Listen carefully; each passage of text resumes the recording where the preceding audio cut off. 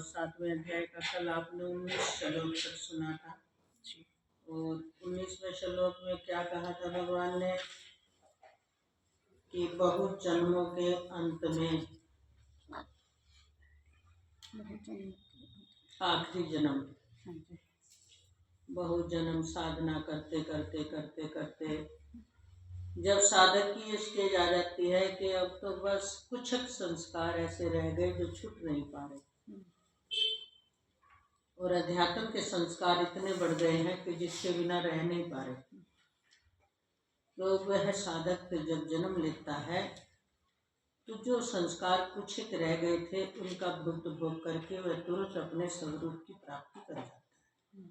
तो इसलिए भगवान कह रहे हैं बहुत जन्मों के अंत के जन्म में तत्व ज्ञान को प्राप्त हो जाना अपने लक्ष्य की प्राप्ति, अपने स्वरूप की प्राप्ति है।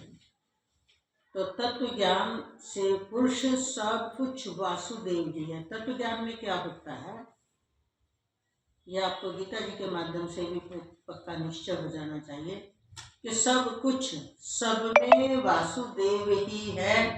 ये खत्म हो गया। पहले क्या था? सब में वासुदेव, सबसे प्यार करो, सब में ईश्वर, सब में भगवान है, सब में अपने इष्ट को देखो, सब में राम को देखो। ये साधना थी। अब तत्व ज्ञान से क्या प्रकट हुआ कि सब कुछ वासुदेव ही है। अंतर समझ में आ गया क्या हुआ? पहले सब में का मतलब दो, ये जड़ अलग और उसमें रहने वाला जो है वो एक परमात्मा। अब क्या हो गया? सब कुछ वासुदेव ही है। ये हो गया वास्तविक बोध। क्योंकि जब वास्तविक बोध होगा भेद खत्म होगा ही होगा, क्योंकि दूसरा दिखेगा नहीं, दूसरी वस्तु का अस्तित्व तो नहीं मिलेगा, तो साधक कैसे कह देगा? तो इसलिए यथार्थ बोध का यही लक्षण है कि सब कुछ वासुदेव ही है। इस प्रकार मुझको भजता है। फिर किस लिए भजता है? अब तो मैं मुझको भज रहा है बस। जब तक देह है, महिमा गाएगा तो ये तो कह के गाएगा बस तू ही तू है, तू ही तू है, अब तो तू ही है। या ये कह दे अब तो बस मैं ही सर्वत्र व्यापक व्याप रहा है, मैं ही सर्वत्र व्याप रहा है बोलता है। वो ये नहीं बोलता मैं ही सर्वत्र व्याप रहा हूँ, मुंह मिटा देता है। मैं माने आत्म तत्व, तू माने आत्म तत्व, मैं कहूँ तू कहूँ, संबोधित करने के लिए, उसकी महिमा गाने के लिए शब्द प्रयोग है। अब एक दिख रहा है, हूँ के रूप में उसे तू कहूँ, तू ही व्याप रहा है, तो फिर भी भेद रहा। मैं कहूँ मैं व्याप रहा हूँ, फिर भी भेद रहा है, अहंकार रहा अपने आप को। इसलिए मैं तू से परे अब क्या देख रहा है? बस जो है उसे मैं तू का भी उपाधि नहीं देना चाहता, बस वह व्याप रहा है। कौन वह? वही वह परमात्मा। तू मैं से परे, क्योंकि तू में तो मैंने कोई आकृति, कोई इष्ट चुना होगा। मैं बनके मैंने तू रूप में किसी इष्ट को चुना होगा, इसलिए मैंने मैं को भी मिटा दिया। कोई विग्रह जो आकृति चुनी थी तू के रूप में, उसको भी मिटा दिया। अब वह है सर्वत्र व्याप रहा है। वह कौन? बोले बस एक ही है, तू मैं से परे। या तू कहूं तो जब भी वही अर्थ, और मैं कहूं जब भी वही अर्थ।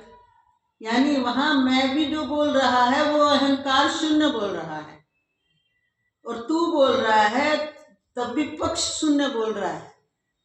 अब तू और मैं को दोनों मिटाकर अब क्या देख रहा है? बस वही है, वही है। ये उसका जो अभ्यास रहा है। अपने से अलग तो किसी को कर ही नहीं सकते ना, नियम ही नहीं है, कर ही नहीं सकता। अपने से अलग कर दिया तो दो ही रहा।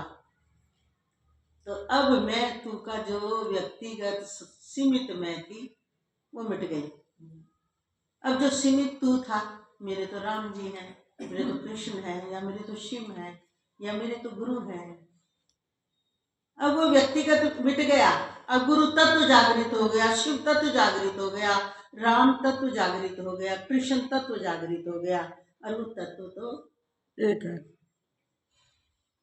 देखो फर्क समझ में आया? क्या फर्क आया? ये फर्क आ जाता है। इसलिए वो इस प्रकार मुझको भजता है। अब कैसे भजता है? इस प्रकार।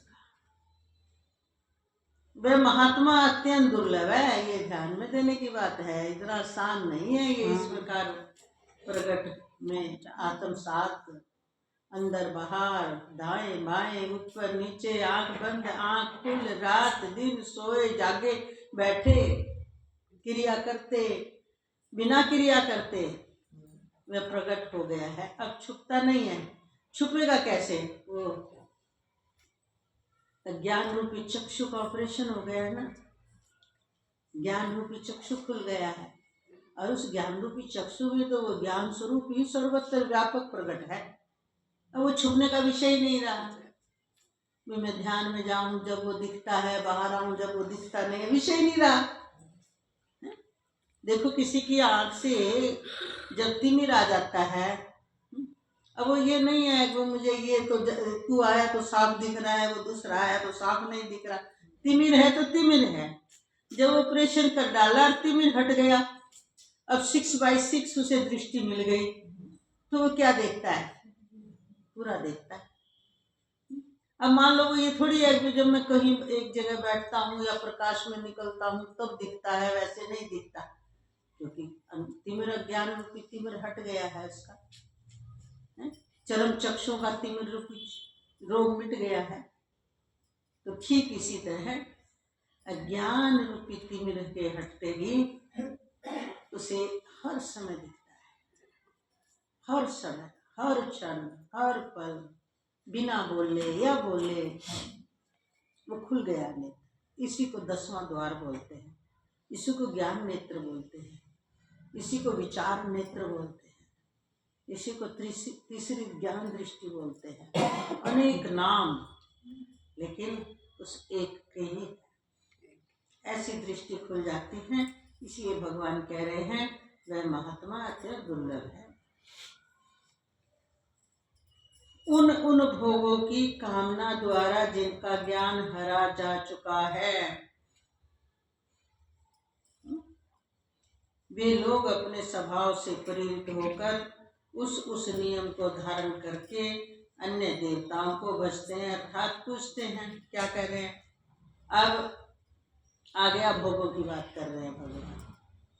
जिनका भोगों की कामना के लिए मन में कामनाएं आ गई हैं और ज्ञान ढक गया है, समझो ज्ञान को हर लिया है, और उनका वे लोग अपने स्वभाव से प्रेरित होकर उस प्रकार के नियम धारण करते हैं जिस प्रकार के देवता से उनको जो चाहिए, अनुष्ठान आदि के द्वारा, व्रत आदि के द्वारा, कुछ नियम लेकर, कुछ पूजा की सामग्री लेकर, मतलब अनेक प्रकार के अन्य देवताओं को भजते हैं, अर्थात उनको पूजते हैं।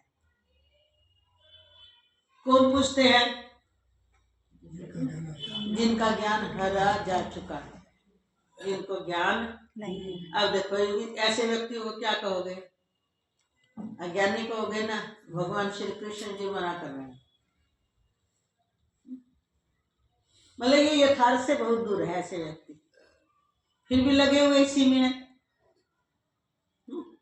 तो इसलिए जो सकाम भक्त जिस देवता के स्वरूप को श्रद्धा से पूजना चाहता है, सकाम कर्म हो गया। सकाम का मतलब होता है कामना सहित इच्छा। तो जो उसमें भी देखो, उस कामना की इच्छा में भी कहा श्रद्धा से पूजना। बिना श्रद्धा के देवताओं का भी बल नहीं बढ़ेगा, और जब देवताओं का बल नहीं बढ़ेगा तो आपको वापस उनके द्वारा जो चाहिए वो मिलेगा नहीं। देवता भी कब देने में सक्षम है? जब आपकी श्रद्धा भाव में शुद्धता है और आपका पूजा करने का तरीका शुद्ध है। जब उनका आपकी पूजा से, आपकी श्रद्धा से जब उनका बल बढ़ जाता है, तो फिर वो देवता पूजक की श्रद्धा और भाव के अनुसार जैसा उसे चाहिए था वो फल देने के लिए उद्यत हो जाते हैं। तो इसलिए कह रहे हैं भगवान, उस भक्त की श्रद्धा को मैं उसी देवता के प्रति सिद्ध कर देता हूँ। क्यों? अगर श्रद्धा स्थिर नहीं करेगा वो भक्त, तो उसकी कामना की पूर्ति नहीं होगी। तो बोले वहां भी यही काम मैं ही कर रहा हूँ, क्योंकि मेरे सिवाय देवता के रूप में भी कौन है, मैं ही तो हूँ। ये ज्ञान हो भगवान को तो ज्ञान ही तीनों काल में है, भक्त को ही हो जाता है ये ज्ञान। तो इसलिए वह पुरुष उस श्रद्धा से युक्त होकर उस देवता का पूजन करता है। उसकी मैं श्रद्धा क्या कर देता हूँ, स्थिर कर देता हूँ। और उस देवता से मेरे द्वारा ही विधान किए हुए विधान सब परमात्मा के द्वारा होता है। परमात्मा का विधान प्रकृति में प्रकट होता है, प्रकृति फिर उसका नियम बना देती है, नियंता शक्ति फिर उस नियम का नियंत्रण भी करती है। तो जैसे सरकार के द्वारा नियम बने जाते हैं, फिर कानून उसका पालन करता है। ये हाई कोर्ट है, ये सुप्रीम कोर्ट है, फिर उसमें उसका नियम का, सरकार के नियमों का पालन किया जाता है। ऐसे ही होता है। तो देवता से मेरे द्वारा ही विधान किए हुए उन इच्छित भोगों को निसंदेह प्राप्त करता है। ध्यान देना, श्रद्धा से जो करता है देवता की भी पूजा, तब उसका मनवांछित फल अवश्य मिलता है। परंतु देखो, सारा बात बोल दी भगवान ने।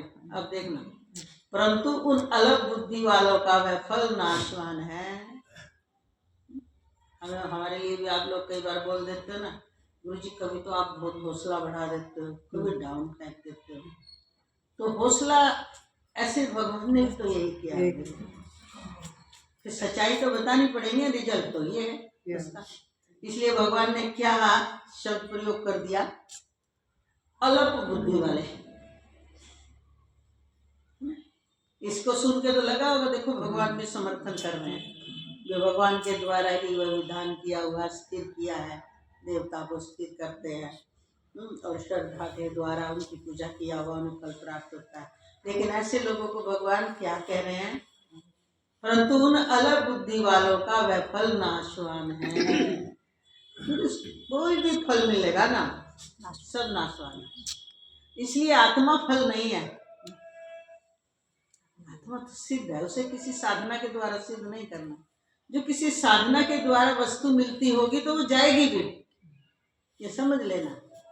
इसलिए आत्मा सत्य सिद्ध है, आत्मा के लिए किसी साधना की जरूरत नहीं है। विकारों को हटाने की, समझ को बढ़ाने की साधना है सब। उस स्वयं के लिए क्या साधना। इसलिए यहाँ भगवान ने क्या कहा, उन बुद्धि वालों का वह फल नाशवान है, तथा वे देवताओं को पूजने वाले देवताओं को ही प्राप्त होते हैं। देखो उनकी गति भी क्या हो जाती है। जो जिसको पूजोगे, ये उपनिषद में भी एक कहा किया कि जो जिसको पूजता है ना, आप जिसको मानने लगते हो, आपका भाव उनके अंतःकरण में चला जाता है और उनके अंतःकरण से फिर आपके पास आता है। तो बोले कि अगर आप देखो किसी भूत को पूजते हो, भूत प्रेतों को, अब उनके अंतःकरण में आपकी भावना जाएगी, आपकी पूजा की भावना जाएगी। अब उनके अंतःकरण के पास जो होगा वो वही तो देंगे ना, वो तो आपको क्या देंगे बदले में। जब आप उनके हो गए हो, उनकी पूजा करते हो, तो आपको भूत लोग दे देंगे, आपको भी ले जाएंगे, व्यंतर देव बना देंगे, यानी प्रेत बना देंगे। जो जैसा होगा वही तो दे सकता है ना। अब आप संसारी लोगों को पूजोगे, जो स्वयं इतनी ममता में जी रहा है, तो आपको भी ममता में ही बना देगा। इसलिए पूजो किसको, जो मुक्त हो। मुक्त को पूजोगे तो आपको भी मुक्त, क्योंकि उनके अंतःकरण से निर्मोही स्थिति निकलेगी, तो आपके भी अंदर धीरे धीरे निर्मोहिता व्यापनी शुरू हो जाएगी, मोह के विकार नाश को प्राप्त होने शुरू हो जाएंगे। और मोह वाले व्यक्ति को पूजोगे तो आपके अंदर भी मोह बढ़ता चला जाएगा। ये तो नियम है भाई। जैसे के सामने खड़ा होगे, अब मान लो प्रकाश के सामने खड़े होगे, तो उसका प्रकाश आपके ऊपर पड़ता चला जाएगा, आपके अंदर भी गर्मी आ जाएगी। और ठंडी बर्फ के सामने फ्रिज भी खोल लो, या फ्रीजर है उसके सामने खड़े होगे तो आप भी ठिर जाओगे। अग्नि के सामने खड़े हो जाओगे, आप भी गर्म हो जाओगे। तो आदान प्रदान का ये नियम है। आ रही है बात समझ में। इसलिए किसी भी देवी देवता को पूजो, बस बाहर से ही सलाम, जरूरत में कार्य किया, हमने आपकी पूजा की, आप हमें अपना वरदान दे, और हमने इसको संसार में यूज करना है, कर लिया एक बस। वहां मोह नहीं बढ़ाना, आसक्ति नहीं बढ़ानी। जो कितने लोग बढ़ाते हैं, हमारे तो कुल देवता वो है, हमारे तो वो है, हमारे तो वो है, उनसे ही बन जाते हैं। अब कुल देवता वाली गति पानी है क्या? जिसको मानोगे वो अपनी गति दे देगा। इसलिए किसी के मोह के बंधन में नहीं बंधना, किसी देवी देवता के, किसी परिवार वालों के। ये नहीं है, ये रिश्ते नाते ही बंधन का कारण है, ये देवी देवता भी बंधन का कारण। अगर आपके समझ में आती हो तो बात। हमने किसको अंदर अपना दिल देना है? जो स्वयं मुक्त है। मान लो हमने अज्ञानता में अपना दिल दे दिया, हम तो उनसे बहुत प्रेम करते हैं, बहुत मोह करते हैं। अब उनके, आपने तो जो था आपने दे दिया उनको, अब उनके पास जो होगा वो आपको दे देंगे। अब वो तो मुक्त स्वरूप में रहते हैं, मोह से रहित निर्मोही अवस्था में रहते हैं, वो आपको वो दे देंगे। तो जैसों के साथ लगोगे। अरे भाई, एक गरीब और अमीर की दोस्ती हो गई। अब गरीब के पास जो था वो भेंट दे दी अमीर को, अब अमीर के पास जो होगा वो देगा ना, या गरीब जैसी भेंट देगा सोच करके, अगर सच्चा प्रेमी है तो प्रेम का नियम तो यही है ना, जिसके पास जो है बदले में वही देता है। तो इसलिए भगवान यहाँ देखो कैसे ऐलान कर रहे हैं कि देवताओं को पूजने वाले देवताओं को प्राप्त होते हैं, और मेरे भक्त चाहे जैसे भी भजे। क्यों कह रहे हैं भगवान ये? चाहे जैसे भी भजे, अंत में वो मुझको ही प्राप्त होते हैं, क्योंकि मेरा जैसा स्वरूप है वैसा उनको बना लूंगा मैं। भाई, किसी नट के पास जाओगे, थोड़े दिन उसके पास रहोगे, वो आपको नट ही तो बनाएगा। आपको सन्यासी कैसे बना देगा? वो तो सोचेगा एक नटनी आ गई है, अच्छा है कि ये मेरे साथ ड्रामा करेगी। नहीं, बुद्धिहीन पुरुष मेरे अनुत्तम अविनाशी परम भाव को न जानते हुए मन इंद्रियों से परे मुझ सच्चिदानंद घन परमात्मा को मनुष्य की भांति जन्म कर व्यक्ति भाव को प्राप्त हुआ मानते हैं। देखो भगवान ने अब ये भी बात बोली। कौन सा मनुष्य? बुद्धिहीन मनुष्य। बुद्धि नहीं है उसकी सही, बुद्धि तो है, संसार में बह रही है, इसलिए भगवान ऐसी बुद्धि को बुद्धिहीन बोलते हैं। तो भगवान क्या कह रहे? बुद्धिहीन पुरुष मेरे उत्तम से विपरीत उत्तम, जो अविनाशी स्वरूप है, परम भाव को, उस भाव को जानते ही नहीं। उन्हें तो अपनी बुद्धि के हिसाब से हिसाब किताब लगाते हैं। और मन इंद्रियों से परे जो मेरा सच्चिदानंद स्वरूप है परमात्मा, उसको भी क्या देखते हैं? मनुष्य की भांति जन्म कर व्यक्ति भाव को प्राप्त हुआ मानते हैं। कैसा देखते हैं? अपने जैसा। तो भाई देखो, वो भी नियम है। बच्चे के सामने कितना बड़ा ज्ञानी हो, उसका पिता महाराजा है, प्रजा की हिम्मत नहीं है, और बच्चा दाढ़ी खींच लेता है, उसे क्या पता? उसको तो अपना पिता लगता है। और जब वही बच्चा बड़ा होगा तो क्या करेगा? पकड़ेगा, बस इसी तरह ज्ञानी शिष्य जब तक होता है ना, उसको क्या पता गुरुदेव का, भगवान का स्वरूप क्या है। सच्चिदानंद स्वरूप कहते किसको है? गा तो लेगा, गा तो लेगा, अवतारी पुरुष है मेरे गुरुदेव, ये बड़ी बड़ी बातें सुनी सुनाई कुछ भी बोल दे, बच्चे को क्या पता? बच्चे के तो हाथ में तलवार दे दोगे, वो तो आपका भी सिर काट देगा, उसे क्या पता तलवार से क्या होता है। तो अज्ञानी जब तक रहता है मनुष्य, परमात्मा की सही वास्तविक महामहिमा को नहीं जानता, सत्पुरुषों की महामहिमा को नहीं जानता, इसलिए वो अपने जैसा ही उसको अपनी ही तुलना में तोलता रहता है। अपनी योग माया से छिपा हुआ, भगवान ने फिर अपना विचार बता दिया कि अपनी योग माया से छिपा हुआ मैं सबके प्रत्यक्ष नहीं होता। जो जैसा बरतता है सबके प्रत्यक्ष हो भी जाऊंगा, सामने उसकी क्वालिटी नहीं है तो वो कैसे समझेगा मेरे स्वरूप का। इसलिए ये अज्ञानी जन समुदाय, ऐसा समुदाय कौन है? अज्ञानी। मुझ जन्म रहित अविनाशी परमेश्वर को नहीं जानता। अर्थात क्या समझता है? मुझे जन्मने मरने वाला समझता है। इसीलिए जो अज्ञानी है, जो इस यथार्थ बात को नहीं जानते, वो क्या बोलते हैं? अरे राम भी तो जन्मे थे, देखो मर भी गए, उनके भी तो माता पिता थे, इसलिए वो भी हमारे जैसे मनुष्य थे। कृष्ण भी तो जन्मे थे, वो भी मर गए। तो ऐसा मानता है जन्मने मरने वाला मुझे समझता है। क्या नहीं देखता? जन्म रहित अविनाशी परमेश्वर मेरे परम स्वरूप को नहीं देखता। और मैं भी योग अपनी योग माया से छिपा हुआ रहता हूँ, सबके सामने प्रकट, योग्य के सामने प्रकट हो जाता हूँ। हे अर्जुन, पूर्व में व्यतीत हुए और वर्तमान में स्थित तथा आगे होने वाले सब भूतों को मैं जानता हूँ। क्या कह दिया भगवान ने? हे अर्जुन, पूर्व में जितने व्यतीत हो चुके और वर्तमान में जितने स्थित हैं और आगे जितने और होने वाले हैं, उन सब भूतों को, यानी आकार प्रकार किस प्रकार बनेंगे, क्योंकि कर्म की श्रृंखला के आधार पर पता चलता रहता है ना। बोले मैं जानता हूं, परंतु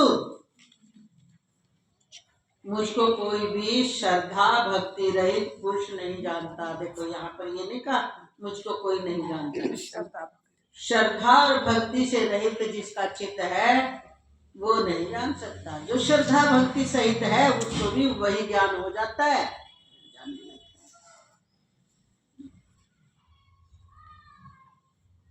इच्छा द्वेष द्वंद्व मोहिन भारत सर्वभूतानि समूह सर्गे याति परंतप येषाम् त्वन्तगतं पापं जनानां पुण्यकर्मणां ते द्वंद्व मोहिनी मुक्ताः भजन्ते मां निर्वर्ताः जरा मरण मोक्षाय मामाश्रित्य है यत्तन्ति ये ते ब्रह्म तद विदुः कर्षणम् अध्यात्म करम च अखिलीं साधिभूतादि देवं मां साधियगम च ये विदुः पर्यान काले अपि च मां ते विधुर्युक्त चेतसः। क्या कह रहे हैं भगवान आगे? हे भरतवंशी अर्जुन, संसार में इच्छा और द्वेष से उत्पन्न सुख दुख आदि द्वंद्व रूप मोह से संपूर्ण प्राणी अत्यंत अज्ञता को प्राप्त हो गए। क्या है संसार का खेल? यानी संस्कारों का खेल, ऐसा समझो। क्या है उसमें? इच्छा, और इच्छा और द्वेष से उत्पन्न, इच्छा की पूर्ति ना हो तो द्वेष बढ़ता है, और इच्छा की पूर्ति हो जाए तो राग बढ़ता है। तो इसलिए राग और द्वेष से भगवान ने यहाँ राग का नाम ही नहीं लिया। उन्होंने सीधा कह दिया संसार में इच्छा और द्वेष से उत्पन्न, इच्छा के ही ये दोनों पुत्र हैं, राग और द्वेष। बचपन से यही है कला सबके पास, जो हमारी पूर्ति करता हो उससे राग हो जाता है, और जो हमारी पूर्ति ना करता हो उससे। इसलिए भगवान ने क्या कह दिया? इच्छा और द्वेष से उत्पन्न सुख दुख आदि द्वंद्व है। इच्छा की पूर्ति हो गई तो सुख आएगा ना, कुछ लेगा, और इच्छा की पूर्ति नहीं हुई तो क्या होगा? दुखी होगा। और दूसरा व्यक्ति कहेगा क्यों दुखी हो रहा है, तो रोएगा। तो दुख कैसे निकलेगा उसका? रोएगा, चिल्लाएगा, बड़ा होगा तो चिल्लाएगा आपके कारण ऐसा हुआ, चुप हो जाओ आप। ये इच्छा की हार की स्थिति है। और जीत की स्थिति क्या है? जितना इतनी सामने वाले को इतनी कोई बड़ी बात नहीं हुई इतने खुश होने वाली, पर उससे वो उतनी सी खुशी भी सहन करने की योग्यता नहीं। इसलिए वो उछलता है, बड़ा खुश हूं मैं, बड़ा खुश हूं मैं, बड़ा खुश हूं मैं। अगले बार हार गया, फिर वो खुशी कहाँ गई? तो इसलिए इच्छा और द्वेष से उत्पन्न सुख दुख आदि द्वंद्व पैदा होते हैं। द्वंद्व कह दिया, दोनों ही द्वंद्व है, सुख भी द्वंद्व है, दुख भी द्वंद्व है। ये मत सोचो कि दुख ही द्वंद्व है। द्वंद्व का मतलब होता है दुख देने वाले, बेचैन करने वाले। तो सुख दुख दोनों ही द्वंद्व कह दिए भगवान ने कि ये सब द्वंद्व रूप मोह से संपूर्ण प्राणी, इस द्वंद्व का ऐसा मोह, द्वंद्व है ना, क्लियर क्लियर नहीं दिखाती, जिसको हम धुंध बोल देते हैं। आजकल तो कर रहे होंगे ना दर्शन। तो द्वंद्व में क्या नहीं दिखता? धुंध में कुछ भी ना दिखता। कितने एक्सीडेंट होते हैं। तो इसलिए भगवान यहाँ क्या कह रहे हैं? इस सुख दुख आदि द्वंद्व रूप मोह से संपूर्ण प्राणी अत्यंत अज्ञता को प्राप्त हो रहे हैं, मतलब उनको सही सही ज्ञात नहीं। द्वंद्व में सही सही नहीं दिखता ना, बोले दिख तो रहा है द्वंद्व है भाई, मुझे नहीं दिख रहा क्या है सामने। तो ऐसा मोह जिसके चित्त में है उसे क्या दिखेगा? बताओ, आप कितना उसे समझाओ, आपके पल्ले नहीं पड़ेगी बात, क्योंकि आपके हृदय में, आपके चित्त में तो द्वंद्व है ना। तो मुझे तो नहीं समझ में आया। अरे क्लियर क्लियर मैंने बता दिया, तुम्हें समझ में आई नहीं? क्यों नहीं आई? बोले पता नहीं। क्यों नहीं पता? बोले पता नहीं। फिर पता नहीं कह दिया, भाई क्यों नहीं पता? बोले पता नहीं। तो ये द्वंद्व है। क्या पता है तुझे? उसको मोह की बात पता है, मेरे की बात पता है, उसको अपने तरीके का हिसाब पता है, मेरा लाभ किसमें है।